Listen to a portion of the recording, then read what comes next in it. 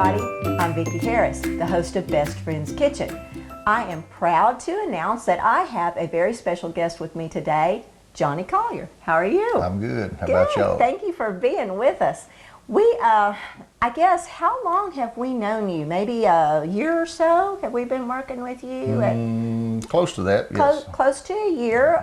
He works with my husband, and my husband said, you know, Johnny is really a great artist. You need to have him on the show. So got in touch with him. Y'all are going to get an opportunity to hear about his pets, and in a little while we'll actually sit down and have an interview with him. But today we are going to cook, I think this is one of your favorites, an enchilada. Is that, it is. Is that correct? Okay, I kind of, talked to the wife and found out a little bit about what you like. Now, do you do much cooking at home? I don't do much. She does a lot, but I don't do much. Okay, so she does the cooking, you do the eating. That's right. All right, well, I'm going to show you a little bit about how to. Now, I know that you have pets, and currently, Johnny and his wife have cats. Is that correct? 1, 2, how many you got? We have one cat called Miss Kitty. She's a yellow bobtail cat, come up wild and claimed us. Absolutely. They said, I need to be rescued, so there she is. All right. So do you ever feed her anything like a little bit of chicken or anything like that, or is she mainly on cat food?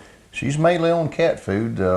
We've tried a few things like cheese and chicken, but she just won't eat it. She loves her cat food. Well, and sometimes when they have been stray, it's what they get used to eating and that sort of thing. But from this recipe today, for Miss Kitty, if you wanted to, we have some boiled chicken, and you can always give your cat boiled chicken. That's very good, healthy for them, not a problem. So you might just try a little bit on top of the kibble. Sometimes they like it, sometimes they don't. You never know. Cats are cats, Now, I also hear that not long ago you had a little dog that passed away?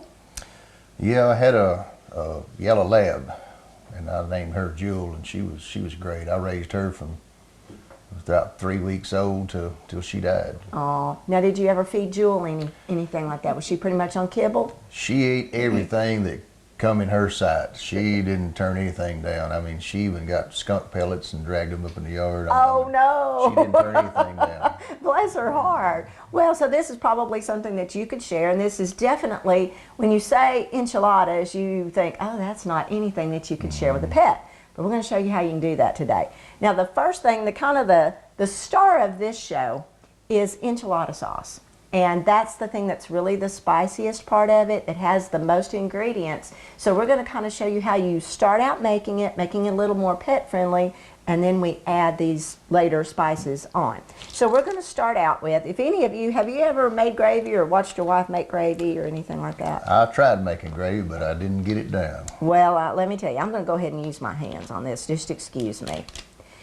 This enchilada sauce is going to start out more like a gravy, and it's going to kind of end up, before we put the spices, more like a tomato gravy. Anytime you start out with gravy, you start out with something called a roux. And that's all that is butter and flour. And you put all of that together. So what you do is you're going to melt this butter down.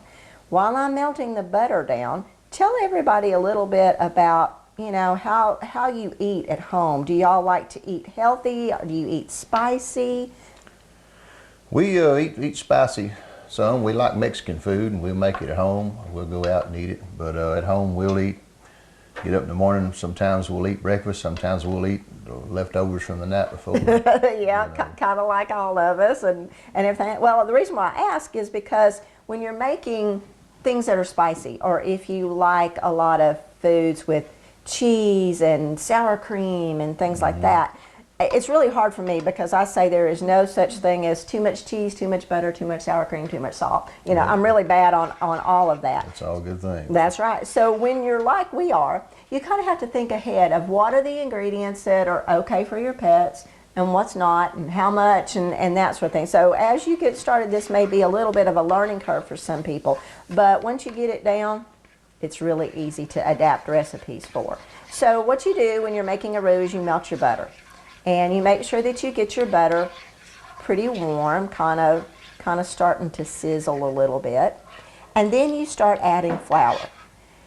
This depends on, and this is per recipe, this was about 3 tablespoons of butter.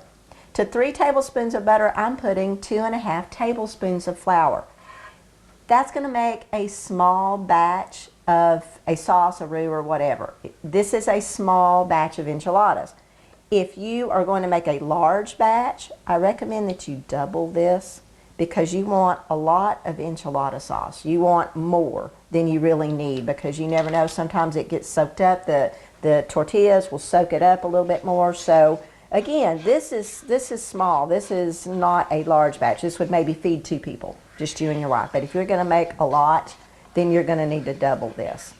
So with any roux, here's your cooking lesson for the day. All right. Don't stop stirring this butter and flour. Stir it until it's done. Stir it and stir it and stir it.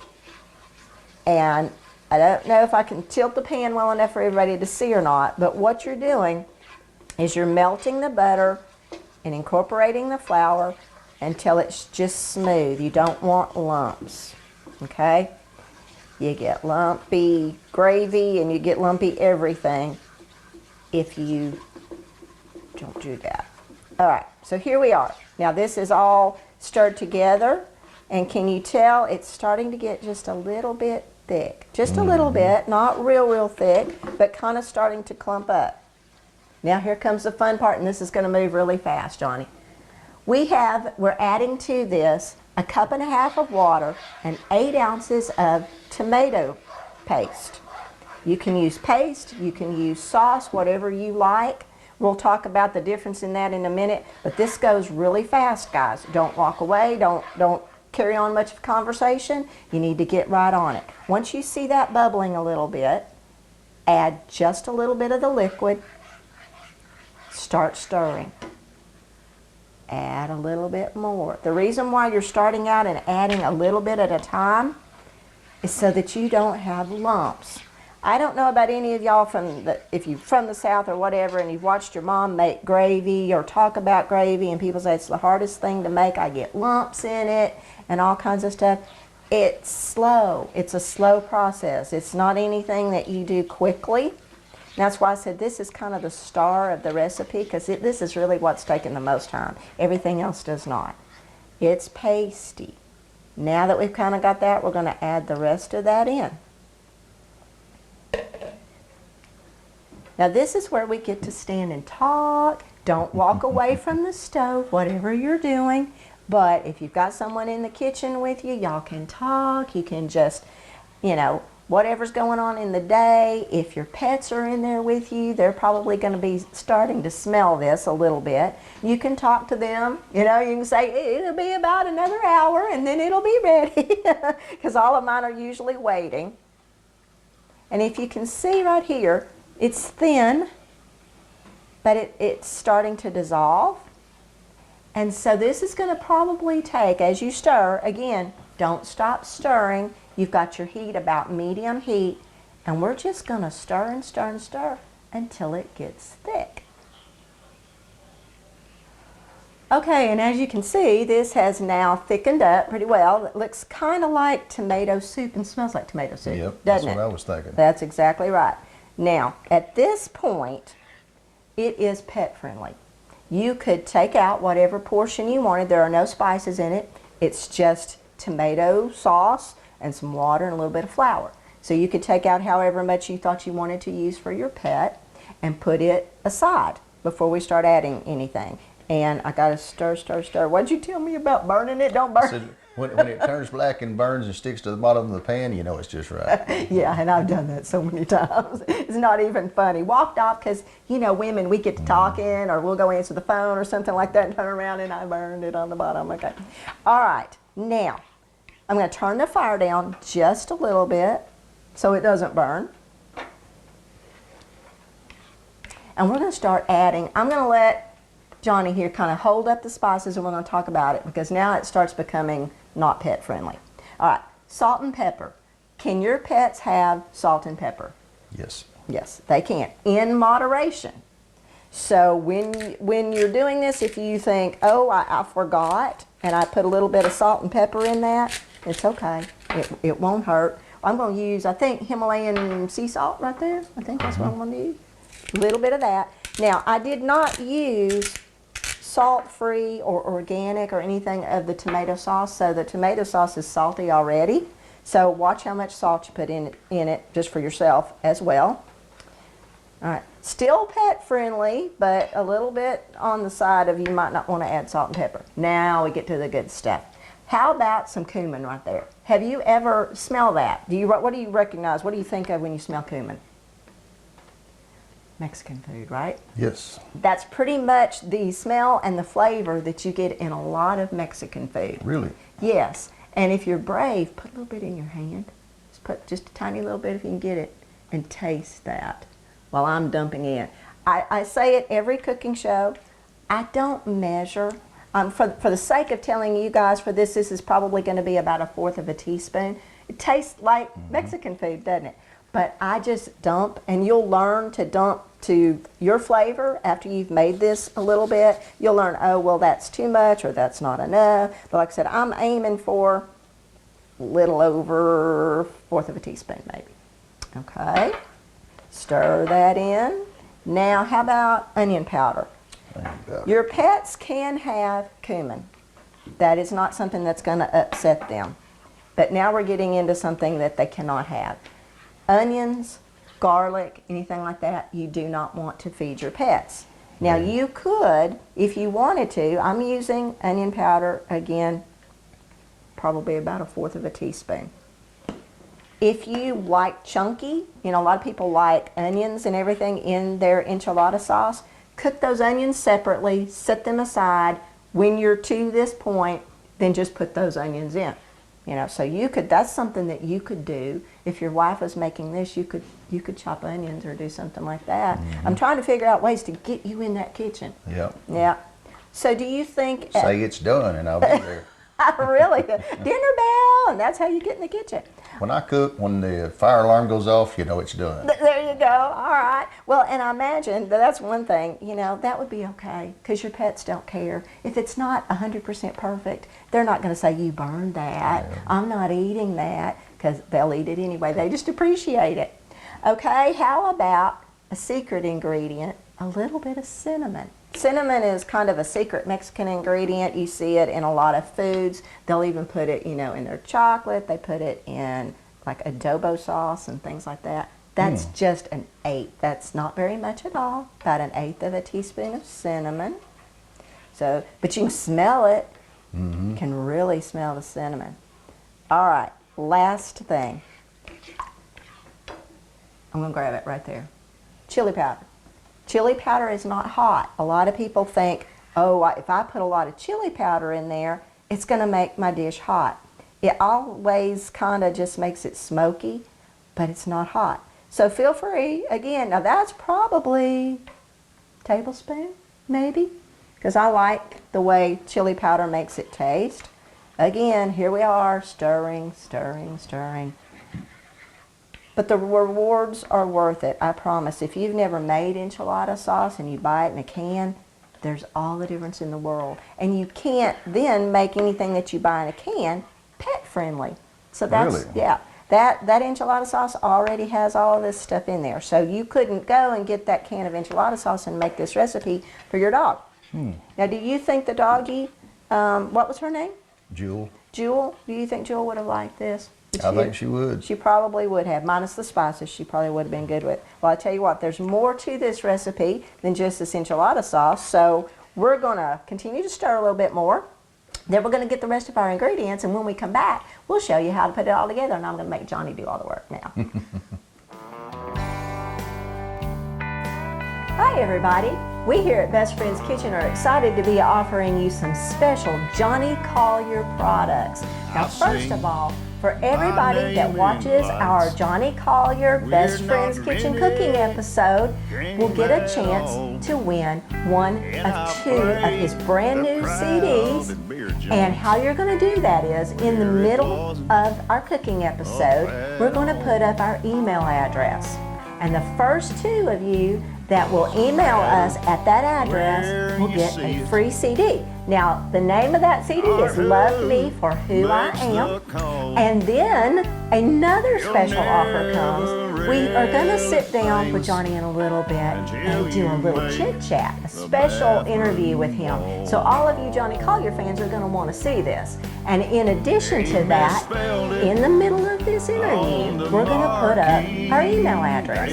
And if you're one of the first 2 people that actually email us from watching this interview, you're going to get a Johnny Collier gift pack. Now, you only see this exclusive interview on Patreon. Best Friends Kitchen has a Patreon channel, and by becoming a patron, you support Music City Animal Rescue, and you get to see all these fun outtakes and special interviews with our celebrity guests and pet parents and so much wonderful stuff. But again, that's if you become a patron on Patreon. Then you get a chance to win this Johnny Collier gift pack. Now, what's included in that is an autographed 8x10. You get a little sticker, you get one of the CDs, you get an armband, you get a t-shirt that goes along with the CD that says, "Love me for who I am," and you get this unique little hat here that says, "I got this," and "I got this" is the title track to this brand new CD. So Johnny, what do you think? Is this a good deal? I think it's a fantabulous deal. I do too. So we sure hope that you will watch our cooking segment for Johnny Collier. Watch to the middle of it at least so you can get the email address to get your own CD. And then tune in when we have our interview with Johnny and you have a chance to win this whole gift pack. So we hope to see you there.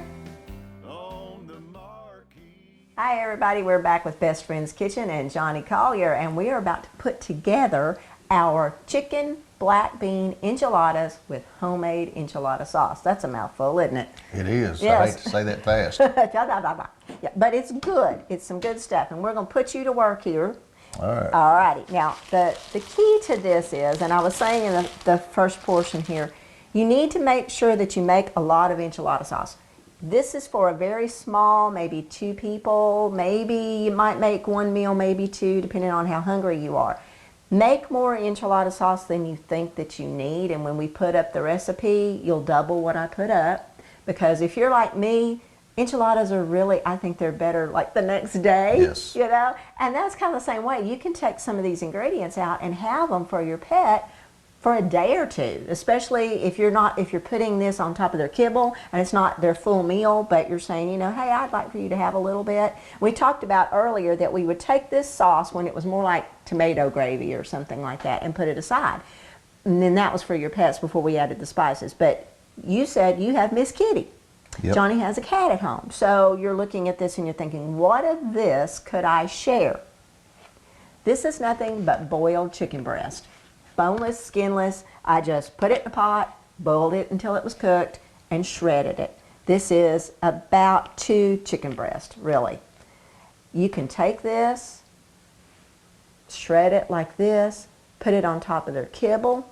Now, you were telling me Miss Kitty is a cat all the way. So what is her little deal like? If you were going to feed this to her, what was she going to have to do? She wants to come in the kitchen and sit down and get exactly right and look at you, and then all of a sudden she'll raise one paw and she's ready. Okay, time to eat now. Yeah. And sniff it and then eat it. He said she's got to, you know, scope it all She has to out and smell make it sure, first. yeah, that it's it. And you know, you might try like this and go, you know, this is really good. Maybe she wants to have a royal tester, you know, to make sure that it's all okay. Chicken, perfectly fine for your cat. Your cat is an obligate carnivore. Did you know that? That means that they are a true carnivore, that they get all of their nutrients, everything that they need from the flesh of an animal. Really? Yes. Your cat's digestive tract is very small, so it needs something that's going to process quickly. When you give them dairy or you give them vegetables or grains or anything like that, their digestive tract is very small. They are really not getting the full benefits of that because it's going in and coming out quickly. So they are designed to get most of what they need from the meat of any animal, but chicken, fowl, things like that. There's also one other thing I want to mention. Since you have cats, and you may or may not know this, a cat needs an amino acid called taurine. Okay? Taurine is only found, we as humans and dogs and things like that, we produce our own, but it's essential to your eye health, your brain health, all the things that make you function, but it's found in the dark meat of fowl. So the dark meat of chicken, duck, turkey, or anything. If you're wanting to begin to feed your cat some things from the table, some things that you eat, then keep that in mind. If they're eating kibble, you can always give them white meat. It doesn't matter. But if you're trying to transfer them over to having less kibble and more other food, make sure that they're getting the dark meat of a fowl, because that gives them the taurine that they need. Cool, I did not know that. How about that? Cheese. Your cat can have cheese. Your dog can have cheese. Now, there's one odd thing. Cats, when they're little, what's the thing that you think about to give a cat? Oh, I'm going to go give them a little bowl of what? Milk? Yeah, a little saucer of milk or cream or anything like that. You think, oh, that's what I'm going to give a cat. Well, it's okay for a kitten, really, it's okay. But once they reach about 4 months, something like that, a cat can actually become lactose intolerant. Really? So the best thing to give them, you'll hear wives' tales and things like that. Oh, if they have fur balls or whatever, give them a little milk or cream, and they'll get, and they'll heart that up. That's really not the best thing to do. Now, not all of them are lactose intolerant. If they're not, they can have a little bit of cheese on top of their kibble. My deaf cat loves cheese, and she doesn't have any problem with it. So when she's feeling finicky, she's an older cat. She's in the beginning stages of renal failure. So it's hard to get her to eat things. So I'm constantly, what can I put on top of her food to get her to eat? She likes cheese. So I'll do that. Anytime you got a finicky cat, those are two go-tos that you can actually do. Not so much beans on your cat. And beans are fine for your dog. But those are one of those things that, just like us, they have after effects, when you eat beans. So you may want to start that out kind of slowly if you're going to give that to your dog. My dog would eat a bite when it had beans in it, and she'd spit it out the side of her mouth, spit the bean out. Yeah, and there are some, when they're eating things that they're not familiar with texture, beans, corn, things like that. I've seen a Chihuahua spit a little kernel of corn across the room. I mean, he was eating, then it went bad, and it just went everywhere. So yeah, you have to know your pets and know what they want and what they don't want. But as far as dogs, if you were feeding a dog, I would have taken that gravy that we made earlier before the spices, set a little bit of that aside, take some of the chicken, some of the cheese. If you want to go with that, you're perfectly fine to add a little bit of beans. And maybe, I'm using flour. You can use flour or corn tortillas. I just like flour, the way they taste better. And you don't even have to make it into an enchilada.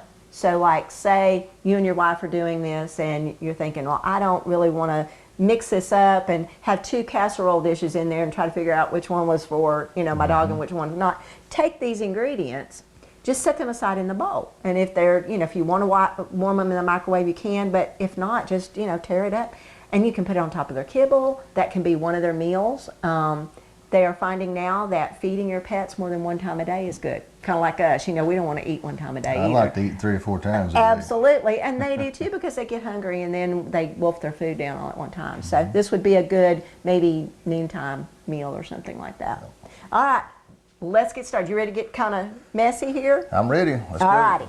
I find that putting my chicken, going ahead and adding beans, this is all to taste. If you like a lot of beans in an enchilada, or if you don't like beans in an enchilada, you don't have to add them. But I put it all here in one little container. I do that. I put the beans in there. Now I'm going to give you this because you're going to get to stir. Then we're going to put just a little bit. We got to be careful with this. Not a lot, but just to kind of moisten this chicken, we're going to put a little bit of the enchilada sauce in with this. Now let's do one more. One more. Now stir that around. I'm not going to put cheese in there. We're going to do that as a layer. So get that all nice and stirred around. Then, just to keep things from kind of sticking on the bottom, pardon my reach in front of you, I'm sorry. You put just a little bit of the enchilada sauce on the bottom of your pan.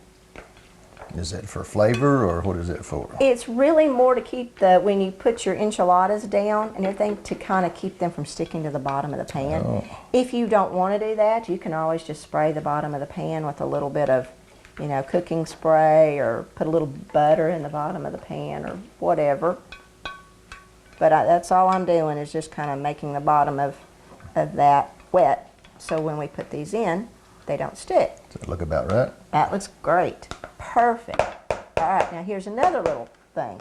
This is where I'm saving you from getting your hands really messy. I like to put these in the enchilada sauce. It just, for some reason, makes it taste better to me. I think they get really good and coated. So here we go. I'm going to put this one in. And remember, this is not rolled up enchiladas. This is called an enchilada casserole. So we're not rolling the enchiladas, we're layering it. So I'm putting 2 of those in. Now take your mixture.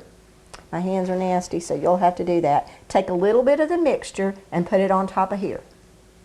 And that, again, this is however much you want, but we are only going to probably do a couple of layers, so you can be generous with that. And that looks good to me, right about there. Okay, now get you some cheese. Cheese is good.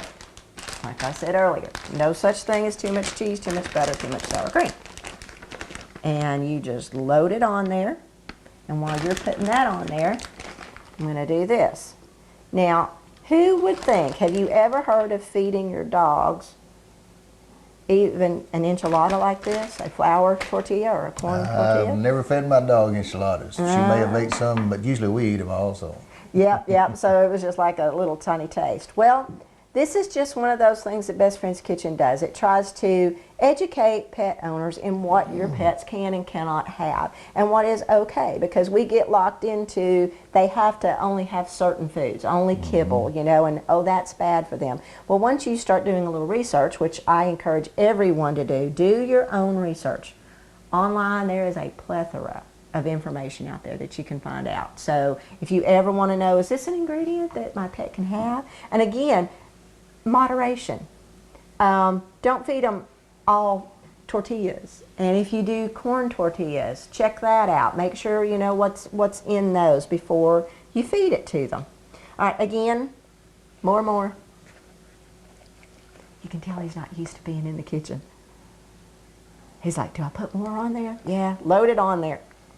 In fact, put the rest of that on there because we're going to only do one. Right. Yeah, load it up. Because we're not rolling these. Yeah, just get it all on there. Because again, we are, and you're going to put another layer of cheese with that. And I'm going to do one last layer of these.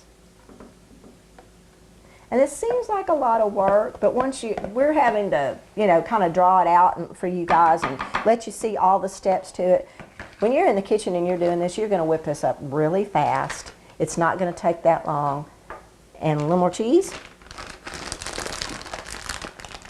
And it smells good, and while it's cooking, through the magic of television, we have one already in the oven, and we've been smelling it all morning, and it smells so good. That's enough cheese. That's enough cheese. Last layer. This will bring your dogs, the neighbors' dogs, neighbors. Bring them running. Yeah, and everybody else running. All righty. And here is why I say, make extra sauce. Now wipe my hands here. I don't know about you, but there's nothing worse than dry enchiladas. If you don't have a lot of sauce or anything, that's not all that great. So here we go. I'm pouring on the rest of that enchilada sauce. And you can see why I said if you're making a larger batch, you're probably going to want to make more enchilada sauce because we want that to go down all down the sides like that. I'm going to put a little bit more cheese on top of it. I'm going to put some foil over the top of it. It bakes at 350 degrees for about 35-40 minutes. And then when we come back, we're going to give it a taste test. Would you love me for who I am? Could you love me for who I am?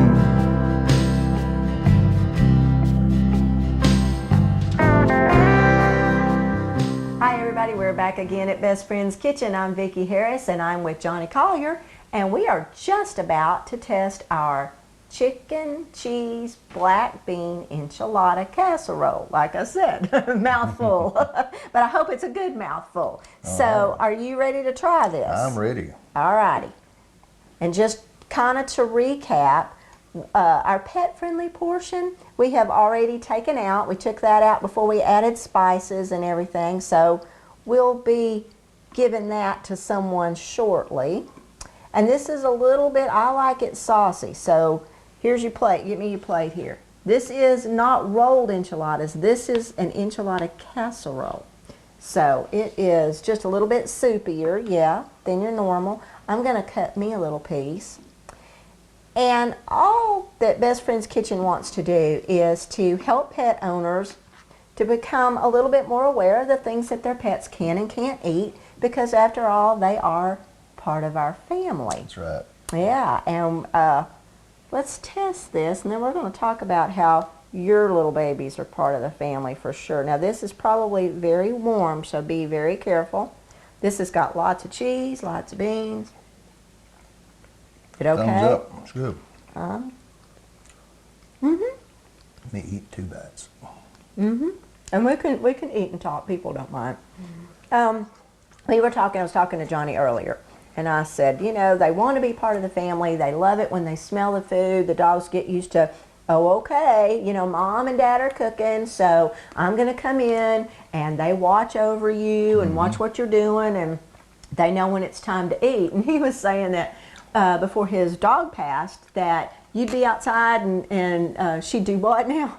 I'd work on the car or build something outside, and she'd come right up there with me, and I'd say, okay, Jewel, I'm going to go to town. I'll be right back. And I'd come right back. She'd be exactly right there waiting on me. Guarding what Guarding you what I was had. building. Okay, and so then once she passed, your little kitty cat, Miss Kitty, seemed to kind of take over, you said? She did. She came up to us one day, and she's been there ever since.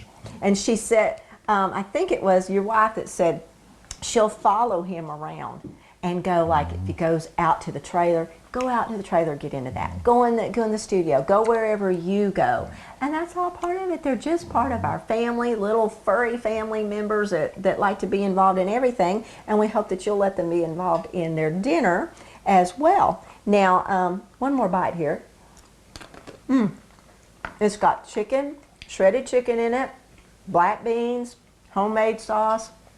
It's not too spicy though, is it? No, we forgot the moonshine, though. We're supposed to have some of that in there. Dadgummit, moonshine or hot pepper flakes. We could have done that too. I hope you're enjoying all of this, and I hope you enjoy your food, and thank you so much for Very being good. with me. Thank you. And everybody, we have a Patreon channel. It's Best Friends Kitchen Patreon. All of our videos are there. Little interviews that we have are based on a patron type thing. So you go on Patreon and you can become a patron of Best Friends Kitchen. Now, Best Friends Kitchen benefits the Music City Animal Rescue. So everything that you've done with me today also helps benefit our animal rescue. Good. I'm sure they need the help. Oh, yes, we do. Absolutely. So please, we hope that you'll join us. We have a Facebook page. We have a website, www.bestfriendskitchen.org. And so we hope you'll follow us, check out our recipes, and in a little while, Johnny and I are going to sit down and have a special little interview just about all of the things that he's done with his music and his career and just his family and friends. And you can catch that interview on Patreon. So be sure and join us there. Thank you for joining us here at Best Friends Kitchen, and we hope to see you again soon.